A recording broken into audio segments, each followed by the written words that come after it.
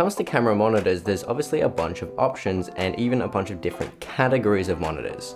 Before I got any onboard monitors, I actually just used a computer monitor. So that is one of the options, especially if you're just recording stuff at home by yourself. And of course you have your onboard monitors, 5, 7, 8-inch monitors that would be attached directly to your camera. And then you've got things like director's monitors like this Seetec P133 Pro that is designed more for other crew members to watch rather than whoever's actually holding the camera. Now, both of these monitors here are from Fieldworld and they did send them to me at no cost, but they're not sponsoring this video. They have no input on this and they don't get to see it before it's published. So when it comes to using computer monitors as a camera monitoring tool, there's a handful of benefits and there's also a handful of downsides compared to actual production monitors. The biggest benefit is going to be that most people already have one, so you can use any monitor from a computer or a TV, anything that has an HDMI input, you could probably plug your camera into it. These monitors generally can be bigger, cheaper, and at a higher resolution. So this is a 32-inch 4K monitor, and I think a few years ago I paid like 600 Australian dollars for it. Good luck getting anything that big at that resolution for that cheap in the production world with, you know, actual camera monitors. And another benefit, but also downside, is that computer monitors vary a lot when it comes to the type of panel that they use. This one here from BenQ is a VA panel, whereas this monitor right here that isn't on is an IPS panel. A lot of director's monitors and on-camera monitors are IPS, but there's generally a lot more variety when it comes to computer monitors, and you can even get OLED monitors and stuff like that, which can be a lot better in certain situations, especially when it comes to color accuracy. Now, each panel type have their pros and cons when it comes to brightness and response time and all that sort of stuff. This isn't a video about that, so I'm not gonna go into that, but I'm gonna call it a benefit that there is a variety that you can choose from if you were getting a monitor for this reason. If you're just using a monitor that you already had, then you just sort of have to deal with what you've already got. And now when it comes to the cons of computer monitors, the biggest one is that they are not portable, especially if they're, you know, this big or bigger. You can get bigger ones. And that they pretty much always have to be powered from the wall. Most of these monitors use like a C13 connector, which has to basically just go into the wall. Now, some monitors, especially small monitors, might be powered by USB-C. So you could theoretically power a monitor like that off USB-C from a V-mount battery or from a wall adapter, but at that point you just plug it into the wall anyway. But if that was a concern, you'd want one that can do power not just through the C13 cable, you'd want a USB one. And one thing that BenQ generally does pretty well, but others may not, is that not all monitors will take all frame rates. As camera people, we shoot in 24, 25 FPS. Most monitors are 60 Hertz. So that's just something to be aware of. Not a huge deal, but a lot of monitors won't take true 24p, whereas I think BenQ monitors generally do. I shoot in 25. This seems to work okay with 25, but yeah, just make sure that your monitor can at least take the signal that your camera is outputting. And now generally computer monitors aren't touchscreen, so you can't just tap the screen to change settings on the monitor itself or anything like that. But you wouldn't really want to with monitors like this because they have no monitoring features. They're designed to display an output from a computer, not from a camera. So you're not going to be zooming in or turning on focus peaking or false color or zebras or anything like that. So there's none of that built into any computer monitor. So that's sort of a downside if you want to be able to use those features.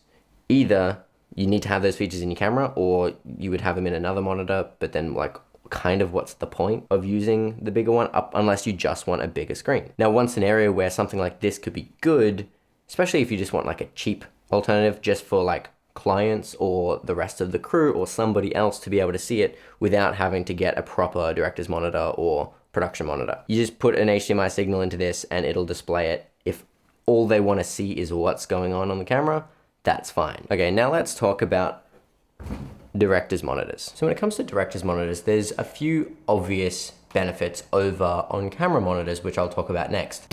Obviously, they're gonna be bigger. This is a 13-inch or 13.3-inch monitor versus, you know, the general 5 and 7-inch on-camera monitors that you're gonna get. Now this is obviously too big to put on an actual camera rig, but that's not what it's designed for. It's designed to be put on a stand or put on a table like this. That's why it's got feet, and used as part of maybe Video Village, or for a director or a client, or maybe even a first AC if they're pulling focus, to look at, so they don't have to look at the monitor directly on the camera. And when it's paired with something like a wireless transmitter, as you can see back here, there's the Holyland Pyro S, that alone can be a huge help when it comes to showing your clients what you're doing without have them, you know, standing right over your shoulder looking at the monitor on the camera itself. And speaking of the wireless transmission, that's probably one of the most common ways to use a monitor like this, is to have a wireless system directly connected. So right now I've got the Holyland Pyro S receiver transmitting the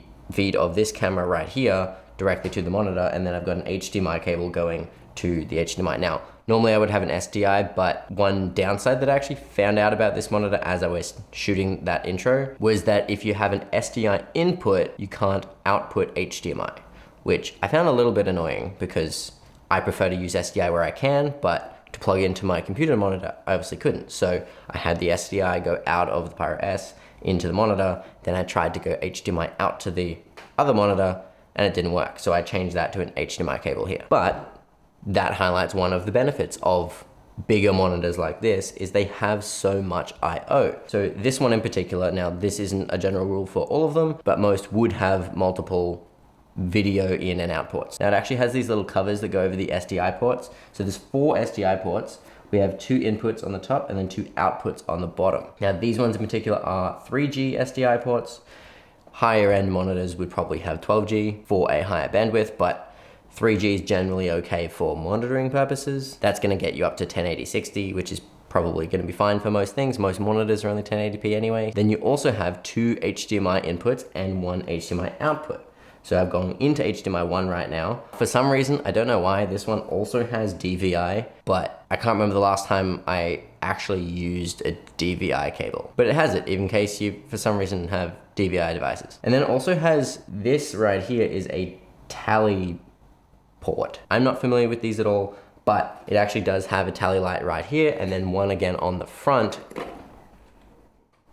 right here. So if you do have that tally system, you can have tally lights on your monitor itself to see which is recording, or I think it's a live broadcast thing. We have like different colored tally lights depending on which one is actually like live. Also on the back here, I'm just gonna move this. We have multiple options for powering. Now down here we have 2 different DC inputs. We have a 4-pin XLR and a barrel jack. So this would use the same DC input that the Pyro S has right here. So this is just a regular DC barrel, I think it's 2.5 mil. But what I find the most useful is the fact that it has a built-in V-mount. So having a built-in V-mount means you can just use V-mount batteries like this. This is a small rig VB99 Pro. It's a 99 watt-hour battery. You can get larger ones. I have the VB212. If you are interested in any of those, check out the description. There's links to stuff, Black Friday sales and whatnot. But this one battery will power this whole system with both the transmitter and the monitor itself. This monitor and transmitter combo probably draws about as much or maybe slightly less power than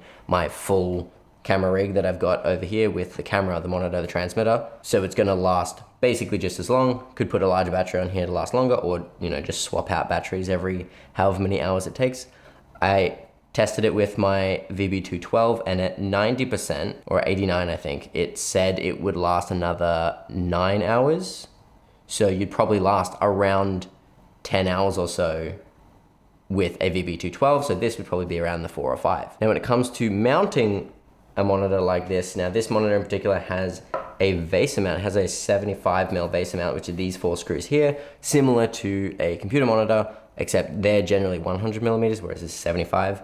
So it's gonna be a little bit less common, but you can still easily get mounts for stuff like this. If you wanted to mount it to a C-stand, for example, you would get like a VESA to baby pin or something like that to mount it directly to a C-stand, or you could use it to like mount it to a wall if you wanted to do that. And then of course it just has feet, so if you just put it on a table, it's fine as it is. I'm probably just gonna leave the feet on, and I don't know what I'm gonna do about the whole mounting thing, because I want to be able to put it on a tripod or a C-stand, but there isn't really an easy way to do that without buying a VESA mount to then go onto a stand. Also, this monitor in particular, obviously it came with a power adapter So this is just a DC barrel. It doesn't come with the XLR power adapter, but what it does also come with is an HDMI cable, actually 2 HDMI cables. This is the full-size HDMI to full-size HDMI. There's also a mini HDMI to full-size HDMI. And then it also comes with an SDI cable, which I did not realize that it was gonna come with it. And it's actually quite a long SDI cable. Will this be like 1.5 meters? So that's handy. Now, honestly, it's actually a little bit too long because most of the time I'm gonna be running it directly from a wireless receiver that's gonna be right on the camera. So I'll probably use one of my Condor Blue SDI cables, link in description. But it is super handy to just have that included in the box so you don't have to go and buy SDI cables when you get a monitor like this. Because that's something that people probably sometimes forget or don't realize that they need to get, and that is an HDMI cable. If you're at the point where you're buying SDI stuff, you're probably gonna know that you need SDI cables, but it's nice that it just comes in the box. Okay, most monitors like this will have something similar, but there will probably be variations between brands and models. But this one in particular has a bunch of buttons. On the right, it has its on-off switch, and then it has a menu dial. The dial is how you navigate the menu here, so the OSD. So just scrolling through that will obviously scroll through the menu, and then you click it in to go into a menu item, and then you can scroll through. And then there's an exit button right next to it to go back a page or to exit completely. Now that's okay. It's not the best, but it's okay. It's just very easy to turn it as you try to click it. So let's say I was going into image here and I want to click it, and then I want to change my anamorphic de-squeeze, and then I accidentally, oh no, I turned it a little bit and I went down one. So I just found that happens a little bit, which is not a big deal, but it's just a little bit annoying. So maybe some other system like buttons would have been better than a wheel, but it is what it is. Then next to that, you have your 4 function buttons. So function buttons are pretty common on a lot of different types of monitors, on camera and director's monitors. And this is something that you won't have on computer monitors. And generally in both on-camera and director's monitors, these are mappable to a bunch of different functions. So how I have it set up here is F1 is going to be my focus assist. So as you can see, there's a little bit of peaking right here, and that's what's in focus. F2 I have as false color. F3 I have as aspect marker. Well, this is safe zones, and this is actually something that I did talk to Philweld about, and they said they might update it in firmware, is that you can't set your ratio marker, which is different to this safe zone here, as a function button. Because the benefit of the ratio marker is that it can actually darken, or you can actually adjust how much it darkens the outside, whereas you can't do that with the safe frames, which is what I've got that set to now. So right now I've got a 235:1 safe frame on there. Would be nice if I could get the actual ratio marker, so then I can black out this top bit and bottom bit, or at least darken it a little bit. And then my F4 I have set to center marker, because sometimes it's really helpful to know exactly where the center is. Another thing that I mentioned to Philweld that you can't do is you can't set LUT on and off. So that means to turn on a LUT, you have to open the menu, go down to user option, go into LUT, and then turn it on there. Now, I've already got the LUT going through that monitor, so this is like double LUT. So we're just gonna turn that back off. But you can't set that as a custom button, which is a bit annoying, because on some of my other monitors, I have it as a custom button. So I can either see the log footage or the LUT footage, depending on what I actually wanna see, or if I'm looking at it on one monitor, but it's already had a LUT applied before that, I don't want it double LUT like on here. It would be nice to just be able to press a button to do that and not have to scroll through menus. But again, they said they might update that in firmware. And then over on the left here, you have your input buttons. Now this is exactly what you'd expect. Right now we're on HDMI 1. If I press SDI 1, it's gonna show a black screen because there's nothing plugged into SDI 1. I could plug the Holyland Pyro S into the SDI 1, and that's what I would use there. But as I mentioned before, you have 4 inputs, 2 HDMI, 2 SDI. So if you do have a bunch of cameras, you can easily switch between them. Now there doesn't appear to be like a split screen or a picture by picture mode in this, which would be kind of helpful if you were doing like multicam stuff. But in this monitor in particular, you can't do that. Other monitors you probably can. You've of course also got that DVI, but who's using DVI? And then you have a mute button, because this actually does have speakers on the back. As you can see down here and here on the bottom corners, you actually have speakers. And if I unmute that, you're gonna hear a really bad, oh, that is horrible. You're gonna hear a really bad echo because speakers. But then you also have a headphone port right here, so you can plug headphones in and the director can listen to what the mic's picking up without having to have it play through speakers, which is nice. You can also adjust the volume with either with the wheel, or right now I actually have it set to do the backlight, so I can turn the backlight up and down. You can set that to volume, or you can just go and adjust the volume in the menus anyway. But yeah, that's sort of all the features and benefits of director's monitors in general, but also the features of the P133 Pro. I don't know how to say that number because it's 13.3 inches, so I don't know if it's 133 or anything. But one other thing I forgot with powering is, as you can see here, there's actually a D-tap cable that is powering my receiver here. Now that's actually built into the V-mount plate itself. So I can take the V-mount off, I could actually just plug that straight into there. And that's actually really helpful because then you can power your receiver, which is exactly what you want to do. So this is great, except there's actually a really little screw right here. Now there's a bunch of screws holding like that back plate on, but this one just sticks out a little bit. So it's actually scratching. I don't know if you can see that there. It's actually like a little bit of a scratch right there where I've been plugging that in, because that screw just sticks out a little bit. So that's just a little bit of a quality of life thing. It's like, it's annoying that that screw sticks out, and I tried tightening it. It did not want to go in any further. And speaking of screws, right here is a 1/4-20, and then I've got a magic arm on here. There's a full cam F22 one. And one thing that I wish that this had more of is mounting points. There is only 2. There's one on either side. That's it. Technically, you have the ones where the feet attach, but you kind of need the feet attached. I think having a 1/4-20 mounting point on the top especially would be really helpful, and on the back as well. So that's just with this monitor in particular. Other monitors may have more or less. And another feature that kind of would be good with a monitor like this, especially from a company like FieldWorld, if you didn't know, Seetec and FieldWorld are like the same company or something. I'm not exactly sure how that works, but some FieldWorld monitors, and Portkeys has also been doing this as well, they can have a built-in dummy battery, which you can then attach your wireless transmitter or receiver to, which then will power and mount it. So you don't have to worry about mounting it or using a cable or even a battery to power the receiver or transmitter separately. Both of the monitors that I'm using right here, the Portkeys HS8 has the wireless transmitter directly onto it. I don't need to power that separately or mount it separately. And then the FieldWorld F5 Pro X, which I have on this camera over here, also has that dummy battery NPF system. So having something like that on a director's monitor like this would be really helpful. So then you can just super easily mount a wireless receiver. And apart from not having enough mounting points, this also isn't touchscreen.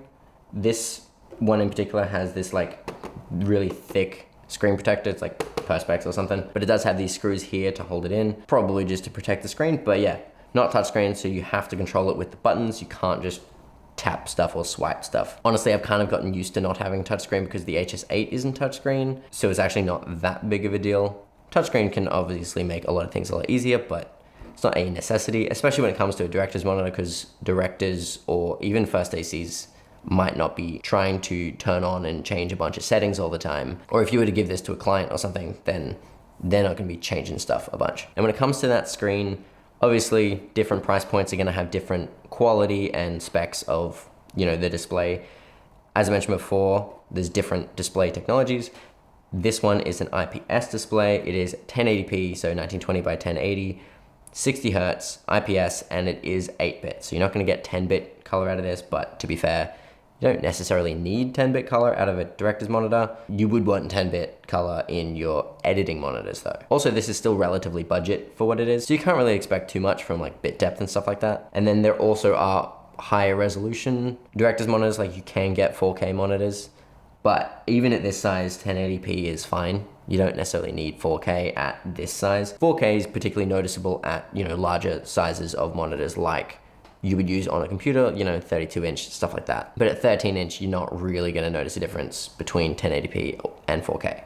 Maybe you can notice a difference, but it's not vital that you'd have those extra pixels. Oh, and it's got a handle on the back. I don't know if I mentioned that. So while this is nice to have as a little unit that can be powered and connected all together, you don't need to plug anything in, you can carry this around, you can put it on a stand, still not as portable as on-camera monitors. I don't need to talk about these as much because most people know about them and they're generally the most popular when it comes to this sort of stuff. But the benefits of on-camera monitors like this over something like a director's monitor or a computer monitor is that they are just small enough to fit directly on your camera, and their main use is to give your camera another screen rather than give yourself another screen in the room or give someone else another screen.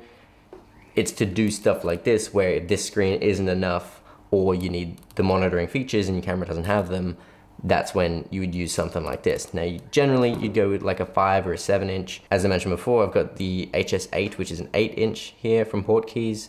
This one is the Fieldworld F5 Pro X, which is a 5 inch. I've also got the LUT 7 from Fieldworld, which is 7 inches. So there's a bunch of different sizes. There's also like 6 inch ones as well. But generally the biggest benefit that monitors like these have is that they're small, portable. You can chuck them in a bag. You can attach it directly to your camera. You could attach a wireless system directly to it, so you can just carry this little monitor around. So I could use either of these monitors really easily as a mobile director's monitor, because they can attach any NPF accessory like a wireless receiver directly onto here. So I could walk around with either of these just with one battery in it or a V-mount, and it'd be totally fine. And speaking of power, they generally don't have as many options as director's monitors, but they're not far behind. Now, generally you can use NPF batteries with almost any monitor. So Sony NPF 970, 750, 550, those sort of ones. This is a 750, so it's like the medium one. You can get 970s, which are bigger, and then 550s, which are like half this size. SmallRig also has some newer like USB-C ones that are actually bigger than 970s. If you're interested in them, there's the SmallRig link in the description, which should have them on that page. But then generally monitors like this will also have some form of DC input, so just like a barrel jack. And then this one also has USB-C right here. Now, not all 5 or 7 inch monitors will have that. The Atomos Ninja 5, which was my first monitor, it doesn't even have a DC input. You do have to use the battery eliminator, which it goes in place of a battery. So you can't have a battery and DC power in. Not that you would really ever need that, but it basically just comes with its own dummy battery. And the final benefit is something that I actually mentioned a lot before when it comes to the director's monitor, and that is the monitoring features. So you've got all the things that you'd want to use: LUTs, you know, scopes, peaking, zebras, focus stuff, exposure stuff, framing stuff, any sort of features that you need. Most on-camera monitors will have a variety of features like that. Most of them will be relatively similar. Some have better versions of those features than others, but generally most monitors will have some version of those. And then when it comes to the downsides of on-camera monitors, the biggest one is just it's a small screen. And yes, I know they're bigger than the screen that comes on most cameras, and that's a benefit to them. But when it comes to monitoring from far away or multiple people, having a little 5-inch screen and having an AC and the makeup artist and the director all look at the same screen, if it's 5 inches, is just not fun. And that's actually something that I had to deal with when I was first AC on a series earlier this year, where there was 3 or 4 of us looking at this one monitor. But with the fact that it's being smaller means it can also fit really easily in a bag. You can pack it, you can take it around, you can carry it without it being too cumbersome, but it is still only a 5 or 7 inch screen. And linked to that, generally most of these monitors are only going to be 1080p. You rarely find a 7-inch monitor or smaller that is going to be 4K. Sometimes you do, but the vast majority are going to be 1080p or maybe like 1200p, which is just 16 by 10 at 1920 across and 1200 tall. So it's the same resolution, it's just a little bit extra height. But yeah, I just thought I'd talk about on-camera monitors versus director's monitors like this. I actually am going to use this a lot. I'm going to use it on my short film that I'm shooting soon, so my AC and director and everybody can just like look at this rather than give them either my best monitor, which is the HS8, or one of like, you know, a smaller 5 or 7 inch one. Giving them this will be so much better. And it means that shooting stuff like this is a lot easier because I can monitor myself wirelessly really easily and on a big screen without having to worry about where my computer is. But all that being said about director's monitors and on-camera monitors, computer monitors are still decent as well. If all you need to deal with is framing and focus, you can usually do that pretty well. I did that for ages before I got my first monitor. But that is all for this one. Maybe go click some affiliate links in the description for Black Friday sales, and maybe go watch another video. Do all the other things while you're there, and I'll see you next time. Okay, bye.